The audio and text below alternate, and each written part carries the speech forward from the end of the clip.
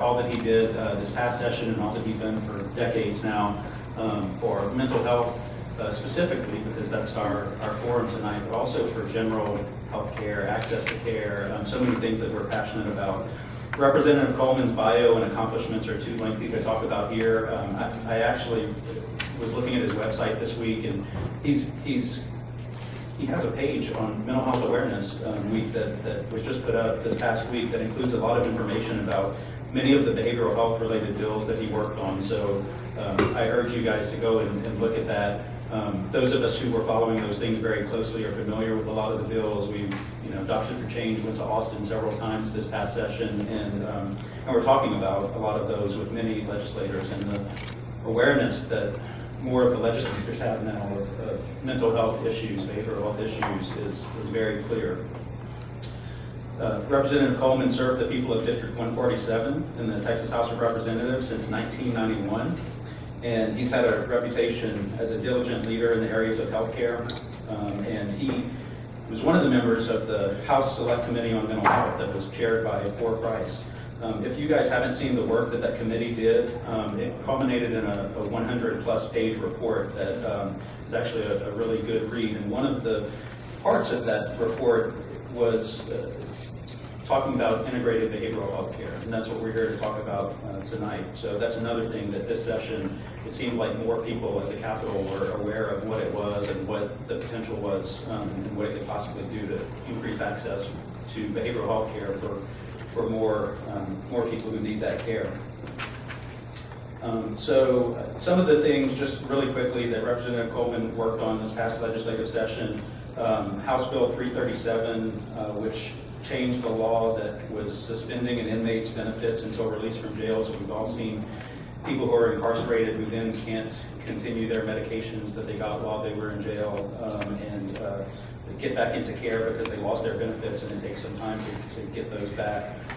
Improving access for screening for postpartum depression for new mothers, strengthening prescription monitoring programs for controlled substances in the state to help curtail abuse and diversion of addictive medicines, provided some framework for peer specialists and maybe even find a way to actually pay for their services because they're valuable friends of ours in helping to take care of patients.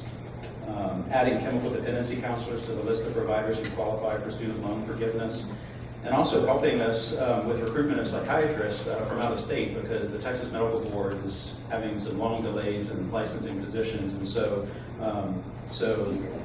help with expediting that for psychiatrists. So, Representative Coleman, we know you're on a tight schedule tonight, so we want to give you time to say some wise words to us. So please join me in welcoming Representative Garnet Coleman.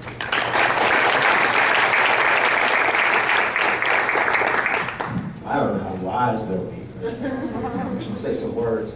First of all, thank you for the invitation to come out this evening and talk about mental health and behavioral health, because as you know, this all goes together. And that sometimes is confusing for lawmakers to understand what part of substance use disorder goes with the parts of serious mental illness or any other mental illness that people have, and you have to treat and know that you have to treat both. And I think we're getting there slowly but surely. You're right. We've turned a corner, and so there's good news and bad news about that. The bad news: it took 22 kids getting killed to do it. The good news is we didn't take the money away like other states did after we did it. We actually put in more money. So I think that is a very good thing. It shows the caring heart of Texas, and particularly our Speaker, Joe Strauss, whose family had been involved in advocacy for people with mental illness. And this is a trite word, but he really did double down on it. We actually put money in and then put more money in. We put more money in this session, $90-something million. And that does not, over the biennium, and that does not include the dollars for HCPC, which was $110 million. to do step down. So add more acute beds plus more places for people who with mental illness to live, and making sure that those individuals are not left without only getting crisis care, which we all know doesn't work, because you can get worse. I've gotten worse before. I have bipolar disorder. Some of you all may not know that, but I know you can get worse. And your medications can fail, and the things that we all do to stay sane or stay productive, sometimes you don't know what trigger will create a challenge for you when essentially you've been using the same treatment, medication, and trying to avoid triggers. So I learned a new word this session from the peer counselors. I have lived experience. So I didn't know that was such a thing as that. So I'm a lived experience guy. And we've worked over, God, I've been working on this. So the first big bill I passed, I guess, was the mental health insurance parity back in 1995. So I've been doing this too long, a very long time. But this session, I think we added to the policy making by updating those statutes on mental health parity, actually including college professors and staff to notice whether or not to discern whether or not somebody's having an issue with either depression or other mental illness, which passed the original bill for for middle school and high school. And I think that's had a lot of benefit, and we know that when somebody has a psychotic break and they're just starting off in college, that can be a very, very difficult time. And it's so normal, unfortunately, that we know that's the case. We did some more work on the criminal justice system. I passed the Sandra Bland Act, which included changing how we address people who indicate that they may have a mental illness by paying for telepsychiatry and telemedicine and telemagistrate in county jails under 96 beds in order to literally make sure that that individual is safe if they are put in jail. We are putting monitors actually on the jail cells where you can take, how you swipe a card to go into a building. Well, the checks will be done with a card swipe or a camera. So I don't know if you all know, but the guy who was doing the Waller County Jail, he falsified the checks completely, just totally falsified. So looking at those types of things, training jailers to recognize things, and there's no training in mental health at all for any jailer in the state of Texas. So we started training there. And we did some things with the police. So now, every peace officer in Texas will it's mandatory to have 40 hours of crisis intervention training. So when somebody tells you they don't have a CIT team, you tell them, but I know you've been trained. Because that is now mandatory for those individuals. We also work to ensure that individuals have the right medication when they are held in county jail, because if not, that could be a life-threatening circumstance. And we've seen news stories on something that's supposed to be equivalent that isn't equivalent to the drug that the individual is taking. It doesn't matter whether it's a mental illness or any other illness if that's the medication you need to live. And you mentioned it, the 5-session attempt to suspend Medicaid benefits for people who are, because of their mental illness and they're deemed disabled, and have those benefits actually come back as soon as they walk out of the jail. And that's a very important piece of it. That's why we have the cycling of people in and out of jail. We also did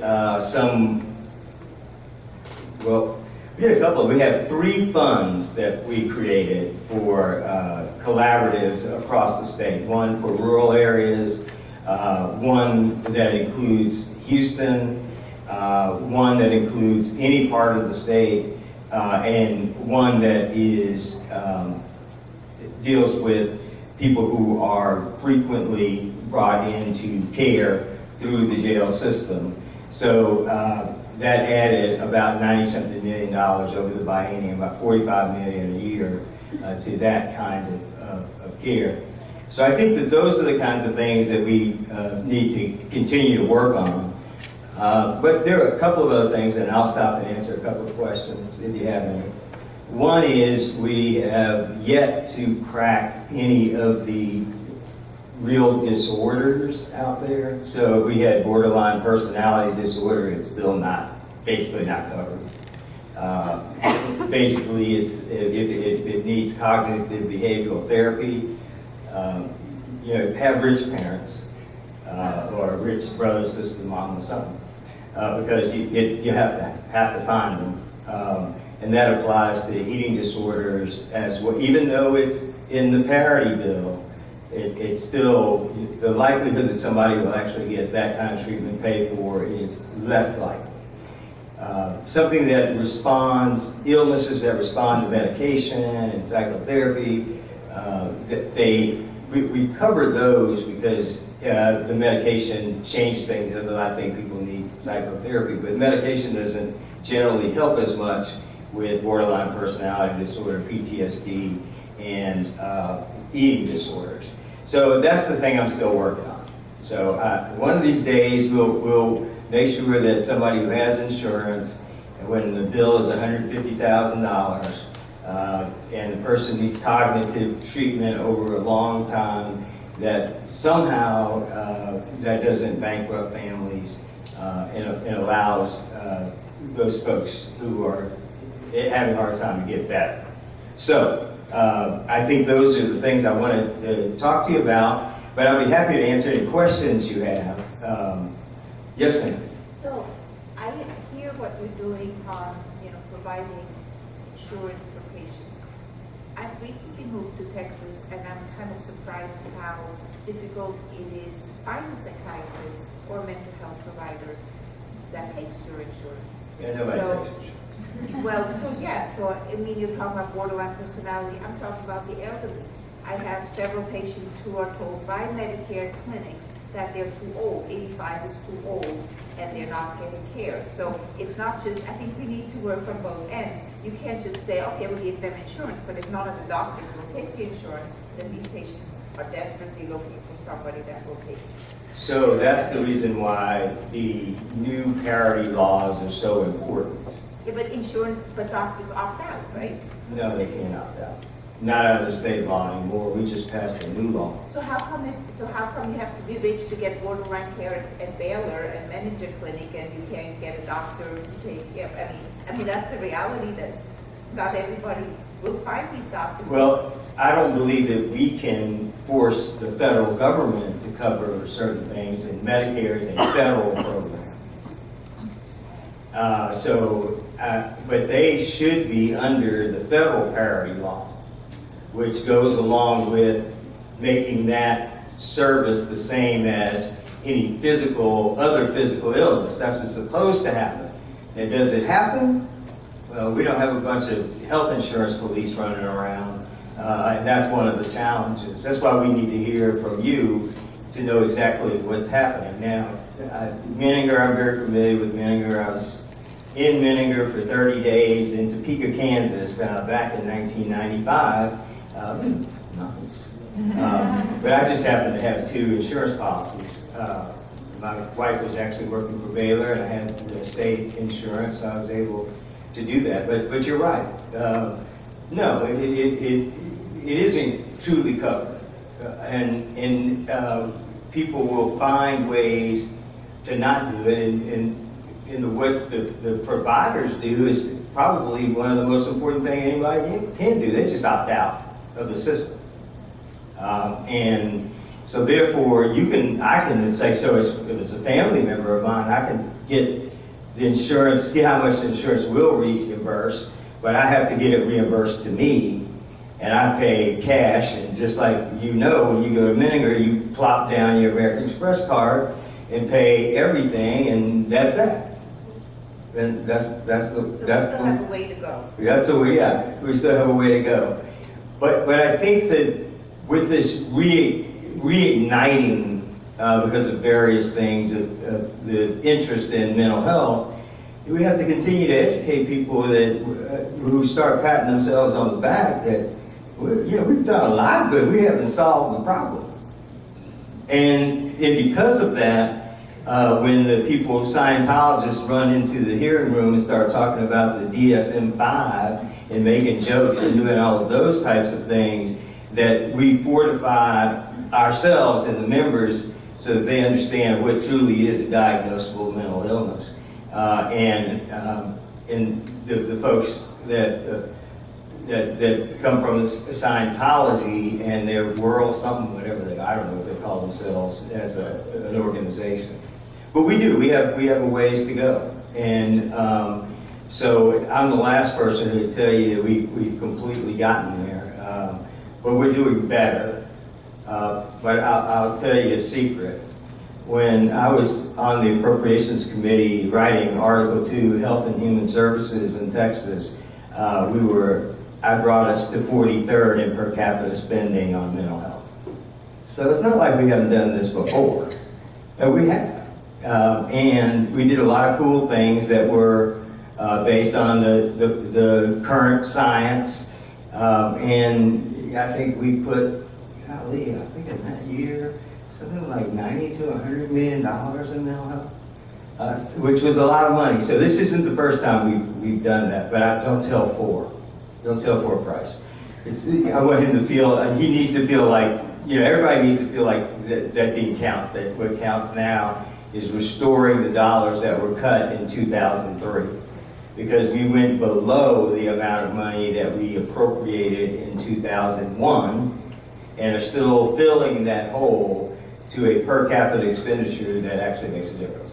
Another question, because I think I'm using my time. Anybody, anything? Yes? What are we now in per capita spending nationwide? Last time I looked, we were 48, but don't quote me on that. 48, yeah, that's what I thought. So that's better than 51st, because we were 51st. Yes, District of Columbia is doing better. I'm just curious, how far away do you think Texas is from sort of looking towards more of a prevention model when it comes to mental health problems? And I'm a child psychiatrist, I'm thinking about our young people and counseling efforts versus pharmacotherapy, identification, early identification, things like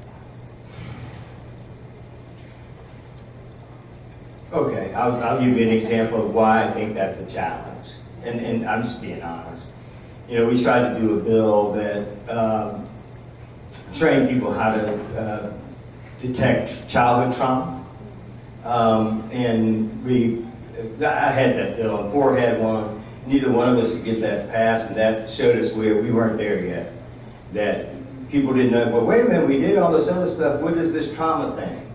And they just weren't ready for changing the dynamic and thinking about how do we identify trauma in kids. And the other piece is how do we identify what counselors should really be doing in schools versus being the academic